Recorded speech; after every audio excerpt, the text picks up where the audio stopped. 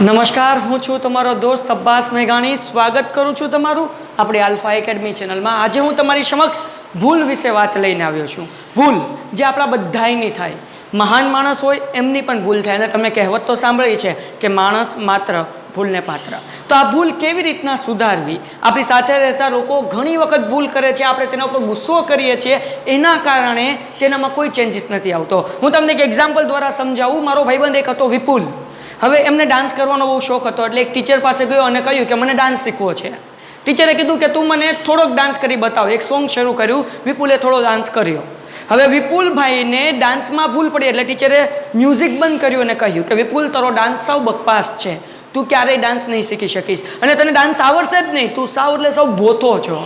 એટલે વિપુલ હતાશ થઈ ગયો, થોડા દિવસ ઉદાસ રહ્યો અને એક બીજા ટીચરને કીધું કે ટીચર મને ડાન્સ કરવો છે. એટલે ટીચરે કીધું ઓકે, તું મને ડાન્સ દેખાડ. હવે બીજા ટીચરે ડાન્સ જોયો, વિપુલની ભૂલ હતી, વિપુલને ડાન્સ નહોતો આવડતો, છતાં બીજા ટીચરે એવું કહ્યું કે વિપુલ, તને ડાન્સના પાયાના સિદ્ધાંત ખબર છે, તને ખબર છે કે મેઇન સ્ટેપ કેમ હોય, હવે તારે થોડોક સુધાર કરવાનો છે અને જો થોડીક વધુ મહેનત કરીશ તો તું એક સારો ડાન્સર બની શકીશ. વિપુલને સારું લાગે છે, કહે છે ઓકે ટીચર, હું તમારી ઘરે ડાન્સ શીખવા આવીશ. ટીચરનું પણ કામ થાય છે, વિપુલનું પણ કામ થાય છે. ડાન્સ શીખવા જાય છે અને આજે વિપુલ એ બહુ સારો ડાન્સર છે, ઘણા બધા કાર્યક્રમની અંદર બહુ સારા ડાન્સ કરે છે. અને વિપુલ પોતાના કાર્યક્રમમાં કહે છે અગર એ ટીચર ન મળ્યા હોત તો હું એટલો સારો ડાન્સર ન બન્યો હોય. અર્થાત કે વિપુલ નબળો હતો, એને ભૂલ પડી હતી, પેલા ટીચરે એમને ઠપકાર્યો, ટકોરા કર્યા અને વિપુલ હતાશ થઈ ગયો. જ્યારે બીજા ટીચરે તેમનામાં રહેલી સારી વાતને દર્શાવી અને કહ્યું તારે થોડી વધુ મહેનત કરવાની જરૂર છે,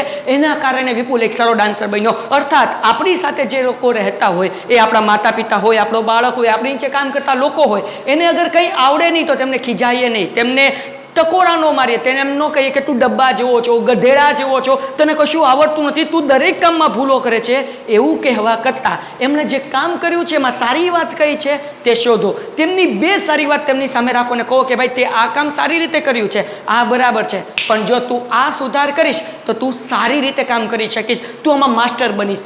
આ કહેવાથી સામેવાળી વ્યક્તિની અંદર ભૂલ સુધારવા માટે સતત એ જાગૃત થાય છે, એ જુએ છે કે મારી ભૂલ ક્યાં છે અને સુધારવા માટે પ્રયત્ન કરે છે. એના કારણે એની ક્ષમતા, એની કક્ષા, એની એબિલિટી, એ દરેક વસ્તુ વધે છે અને એના કારણે એ વ્યક્તિ આગળ તમે તમારું કામ સર્વશ્રેષ્ઠ રીતે કાઢી શકો છો, ઉપરાંત તે વ્યક્તિની કક્ષા પણ વધારી શકો છો. એનો મતલબ એવો થયો, ફરી વખત કહું છું, અગર કોઈ વ્યક્તિની ભૂલ સુધારવી હોય તો ભૂલ કઈ રીતે સુધારવી? તો કે ભૂલ સુધારવા માટે એમણે જે કામ કર્યું છે એમની બે વાત અથવા તો એક વાત એમને કહી કે તે આ કામ સારું કર્યું છે અને જે કામ જો તું આને આ રીતે કરીશ તો વધારે સારી રીતના થઈ શકશે. જો આવી રીતે એની સામે રજૂઆત કરશો તો એ વ્યક્તિની ભૂલ સુધરશે, તમારું કામ થશે, એનું કામ થશે. અગર જો આ વિડીયો તમને ગમ્યો હોય તો લાઈક કરો, શેર કરો, અમારી ચેનલને સબસ્ક્રાઈબ કરો. મળીશું એક નવા વિડીયો સાથે. ત્યાં સુધી ગુડ બાય.